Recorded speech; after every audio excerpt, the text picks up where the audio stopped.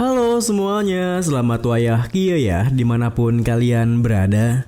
Kembali lagi bersama Mamang dan di video kali ini kita bakal lanjutin manhwa Mata-Mata dalam Kultus Demon nih. Kita masuk di part 7. Di awal video ini, sementara itu di salah satu ruangan di markas Hidden Pavilion cabang Hubei wilayah aliansi Murim, terlihat wakil ketua Hidden Pavilion, Jegal Somi, yang tengah sibuk dengan pekerjaannya sembari berpikir. Operasi penyusupan di masing-masing wilayah semuanya berjalan lancar. Jika tetap seperti ini, kami akan bisa membentuk jaringan intel yang lebih konkret mengenai vaksin ortodok dan kultus demon nih. Tapi yang benar saja, tempat ini berada di lokasi yang hanya bisa dimasuki olehku. Lalu kenapa mereka bersikeras agar aku menggunakan penutup wajah? Dan kenapa mereka tidak mengizinkanku menghidupkan lampunya? Mataku sakit sekali anjay. Dari dokumen braille sampai kode khusus, di sini sama sekali tidak ada hal yang mudah untuk dibaca. Kakek, apa menurutmu mata cucumu ini akan selamat? Haruskah aku memohon untuk pindah saja? Aku muak duduk di tempat menyeramkan ini, membiarkan debu bertumpuk. Mungkin ini saatnya aku mencari pekerjaan di tempat yang lebih cerah. Oh, bukankah ini dari si nomor 103? Aku tidak mengharapkan apapun, tapi kurasa kali ini akhirnya dia melakukan sesuatu ya. Mari lihat isi pesannya. Memasuki Palace? Apa? Jika dia memasuki Palace, apa itu berarti dia sudah memasuki Seven Manor Palace? Belum berapa lama sejak misinya diberikan, dan dia sudah melakukannya. Tunggu, jangan bilang kalau dia benar-benar berencana untuk menjadikan Tuan Muda ke-7 yang gila itu sebagai pemimpin kultus muda. Memangnya bisa ya?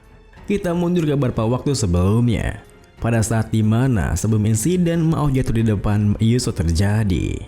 Siang itu, Yiso yang baru tiba di manor Tuan Muda ke-7 sama sekali tak bisa menahan guru tuanya ketika melihat keadaan manornya yang begitu berantakan. Astaga, aku memang merasakannya sebelumnya saat aku datang kemari sebagai pembawa pesan. Tapi yang benar saja, dari rumput liar yang tumbuh bebas di halaman, sampah-sampah yang bertebaran di mana-mana. Tempat ini benar-benar kacau, bukan? Omong-omong, apa yang direncanakan oleh Mao? Tidak peduli seberapa kosongnya kediaman ini, tak ada pelayan di sini mah sudah terlalu. Jangan bilang bajingan ini masih tidur di siang hari begini. Dan ternyata tepat seperti dugaannya, Mao sendiri nampaknya minta tidur di kamarnya, di mana Yiso bisa mendengar dengkurannya dari luar kamarnya. Meskipun begitu, Yiso hanya bisa menghela napasnya sembari menuturkan, permisi Tuan Muda ke-7, apa Anda di dalam? Nama saya Jang Yiso, yang ditunjuk sebagai pelayan Anda. Apa Anda bisa meluangkan waktu Anda sebentar? Tak berselang lama setelah Yiso mengatakan itu, Mao yang terbangun dari tidurnya pun segera menyuruhnya untuk masuk. Akan tetapi, baru saja Yiso memegang pintu kamarnya sembari minta maaf karena telah mengganggu tidurnya. Tiba-tiba saja kepalan tangan Mao muncul menyeruak menghancurkan pintunya, di mana Mao yang berniat memberinya pesanan kejutan berkata, "Selamat datang di Palesku, pemimpin ragu rendahan. Akan kuanggapin pemberian salamu. Jadi lupakan semua urusanmu dan nyahlah jika kau tak mau dihajar lagi." Sayangnya, serangan kejutannya itu tak mampu mengejutkan Yiso, di mana Yiso bisa dengan mudah menghindarinya. Yang tentu balik membuat Mao terkejut. Ditambah lagi, belum sempat Mao bisa meresponnya, Yiso yang telah megang lengannya telah lebih dulu menariknya keluar. Hingga Mao pun tak berdaya ketika Yiso menghantam keras perutnya dengan lututnya. Begitulah awal mula insiden Mao jatuh kesakitan di depan Yiso yang telah mempersiapkan semuanya dengan rapi. Bahkan di malam setelah menyamar sebagai si pembawa pesan, Yiso yang kembali ke Jade of Immortal Guest House tak melewatkan satu detik pun untuk mengamati tingkah Mao yang datang berpoya-poya di sana.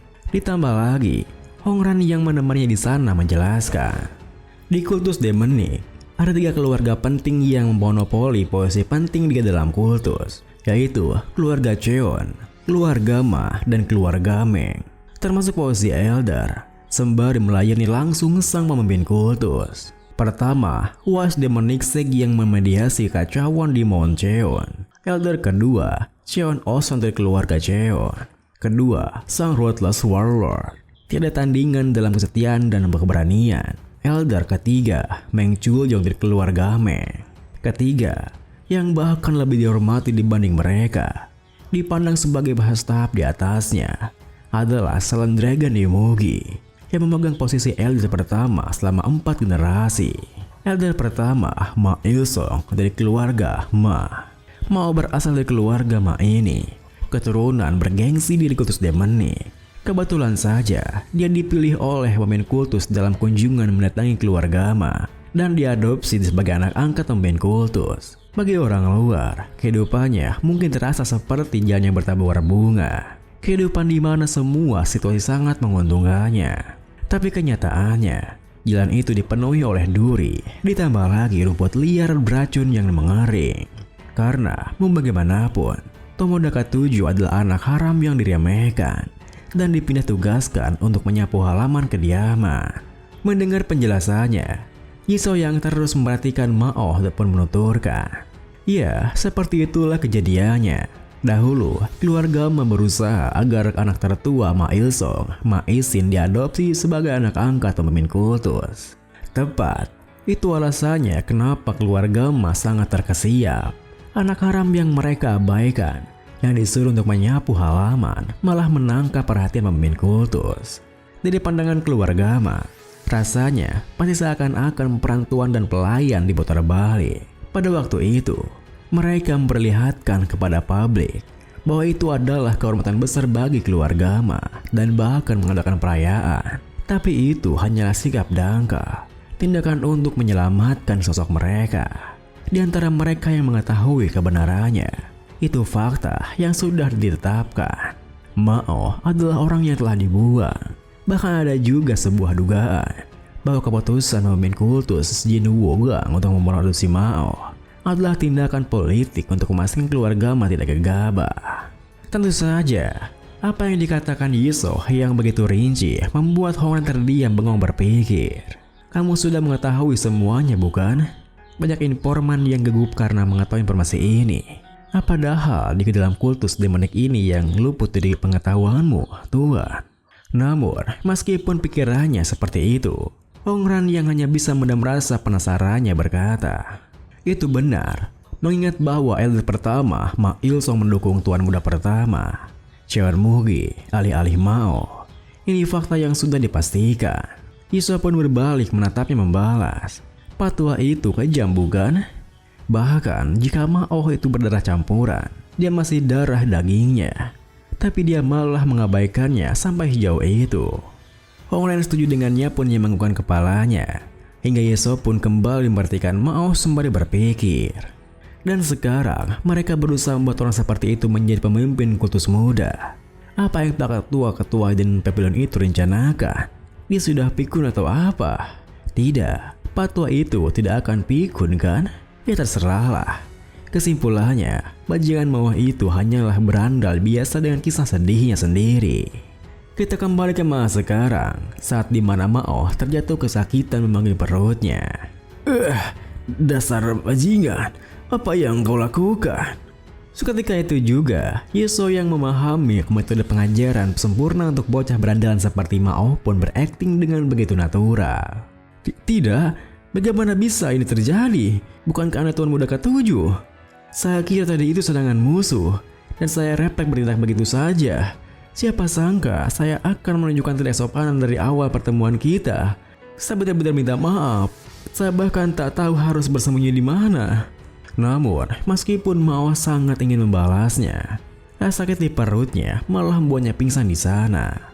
Hingga Yisoo yang merasa puas pun tersenyum melanjutkan. Senang bertemu denganmu, Mao. Mohon bantuannya untuk kedepannya ya. Beberapa saat kemudian, Mao yang terbangun di kamarnya pun terperanjat melihat sekitarnya sembari menggerutu. Hah? Apa-apaan? Ini kamarku kan? Jangan bilang kalau bajingan gila itu menaruhku di sini dan pergi. Bahkan memperbaiki pintu yang aku hancurkan tadi. Apa sih pikiran si gila itu? Surat? Surat apa ini? Apa si gila itu yang menulisnya? Anda terlihat lelah, jadi saya mohon undur diri. Saya akan kembali untuk berkunjung secara resmi dalam 2 hari. Baik, ayo melakukannya, pelayan Jang Yiso. Video ini pun diakhiri dengan melihat tulisan di suratnya. Mao yang tak bisa menahan emosinya sontak merobek kertasnya sembari berteriak. Apa? Ayo melakukannya? Menurutnya, siapa yang dia perintahkan, hah? Apakah pemimpin ragu rendahan ini sudah gila? Kalau dipikir-pikir, bajingan gila itu, aku tahu, aku tidak salah lihat. Waktu itu, bajingan itu benar-benar tertawa. Benar, kau juga bukan orang biasa kan? Bagus, sangat bagus. Bersiaplah Jang Yiso. Aku akan memberikanmu inisiasi yang sangat intens.